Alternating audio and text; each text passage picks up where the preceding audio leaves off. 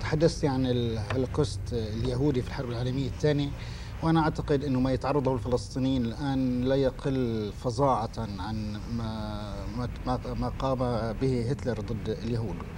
ورغم ذلك لا يتحدث أحد عن الهولوكوست الفلسطيني، وإنما يسمون الفلسطينيين، وحضرتك الآن سميتي ما يقومون به من أعمال بأنها أعمال إرهابية، يسمونهم بأنهم إرهابيون.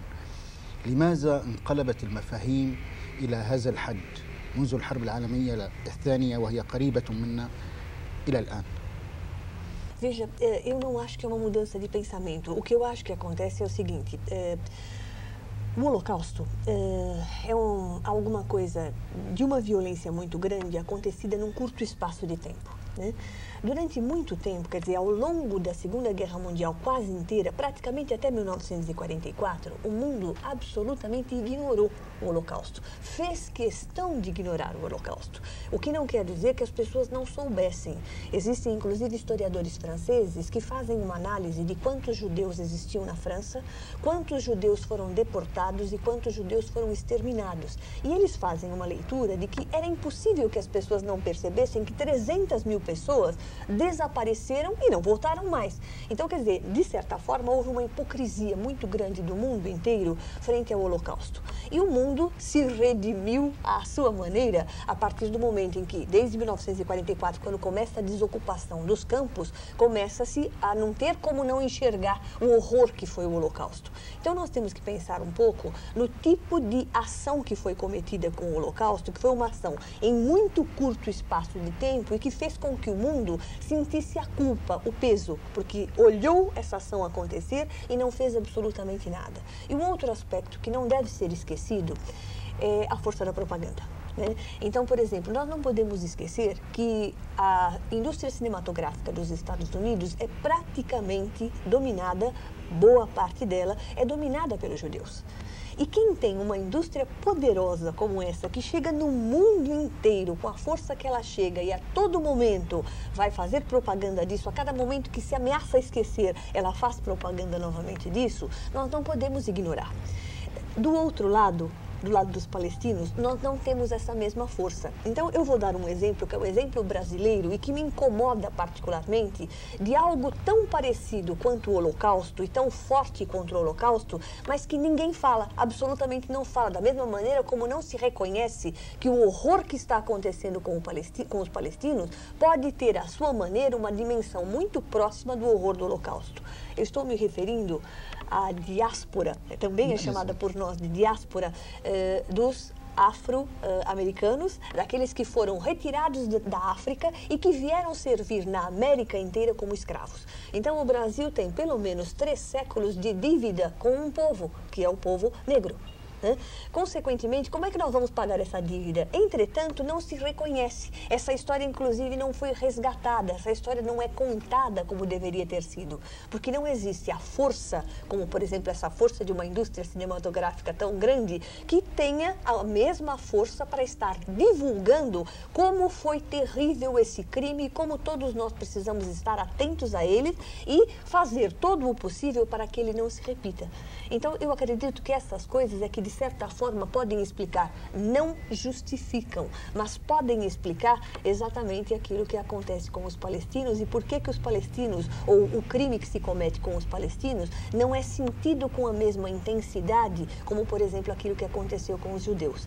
Agora, eu percebo que na questão anterior eu deixei um aspecto de lado que eu não respondi a sua segunda parte e eu queria voltar a ele porque ele me parece muito importante. O senhor falou e falou com muita propriedade acerca da participação da Organização das Nações Unidas. Ela tem uma série de resoluções, mas ela mesmo pouco faz ou nada faz para estar tentando caminhar na direção de que essas resoluções sejam cumpridas. Veja, eu concordo plenamente com o que o senhor disse. E a Organização das Nações Unidas, ela na realidade já nasce morta, quase é natimorta na realidade, quando ela cria, no momento em que ela cria um Conselho de Segurança, e esse Conselho de Segurança, formado por 5 membros, os 5 grandes, tem direito de veto. Então, se um vetar, nada acontece. Então, se você quer que alguma coisa não funcione, você cria dessa maneira. E, infelizmente, a Organização das Nações Unidas foi criada dessa forma e ela existe desta maneira até esse momento. Mas existem algumas coisas que hoje me fazem ser mais otimista em relação à Organização das Nações Unidas e em relação também às formas de organização do mundo contemporâneo que, na minha leitura, estão se modificando. Por exemplo, eu acho que a União Europeia, apesar de muitas vezes ter resvalado e ter cometido erros, por exemplo, eu não gosto absolutamente de como tem participado o primeiro-ministro Tony Blair em relação aos acontecimentos lamentáveis do último ano, pelo menos. Eu absolutamente não gosto e ele faz parte dessa Europa, vamos dizer assim, né? Mas, apesar disso, a União Europeia hoje, por exemplo, ela já tem uma postura diferente do que ela teve em relação à Guerra do Golfo. Você não sente que a União Europeia está num bloco disposta a aceitar tudo aquilo que os Estados Unidos disserem. Você vai ver, inclusive, que hoje, aliado incondicional dos Estados Unidos, na Europa nós temos a Inglaterra. Mas em relação à guerra do Iraque, por exemplo, a França não está disposta a aceitar. E essas coisas são importantes, elas devem ser levadas em consideração. Um outro aspecto é a questão da Liga Árabe. Eu sei que existem muitas diferenças que separam os povos árabes. Eu sei que existem. E essas diferenças, elas têm contribuído para muitas tragédias para os povos árabes de uma maneira geral. Mas eu acredito que nos últimos tempos, essa Liga Árabe, ela é diferente do que nós tínhamos há algum tempo atrás. O que não quer dizer que as diferenças tenham acabado ou deixado de existir. Mas eu sinto um consenso, pelo menos, ou a ideia da formação de um consenso se aproximando. Eu não vejo, por exemplo, que a Liga Árabe esteja, como esteve em 91, disposta a apoiar uma invasão do Iraque, como aconteceu na Guerra do Golfo.